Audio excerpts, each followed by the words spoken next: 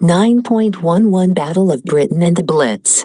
Hitler turned his attention to Britain, pushing westward to prepare for an invasion across the English Channel. Dunkirk had proved that this would be impossible without command of the air.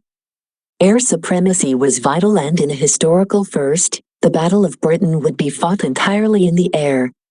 This gave aircraft fighters a different advantage, as seen in World War I. As weapons became more efficient and destructive in terms of reaching targets, fighter pilots became vital, delivering bombs that caused destruction and death to both civilians and troops alike. The fighting of World War II was significantly more dangerous as weapons could travel longer distances and carry more firepower: bombers, tanks, missiles. The British planes were as good as their German equivalents, if not better, although the German fleet outnumbered Britain's. The British had the greatest advantage fighting over their own soil, closer to their fuel supply. British pilots could bail out over home territory and live to fight again, whereas the Germans faced only captivity. Moreover, the British enjoyed one other crucial advantage.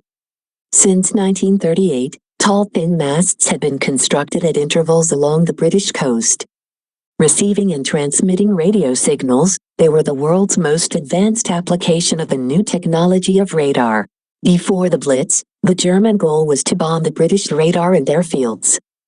By September, the Germans were losing too many aircraft and switched tactics: nighttime bombing raids over large cities. The first raid struck London during the darkness of September 7th.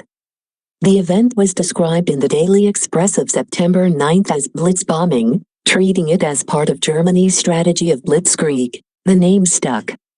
Throughout that fall, London and other British cities suffered the Blitz.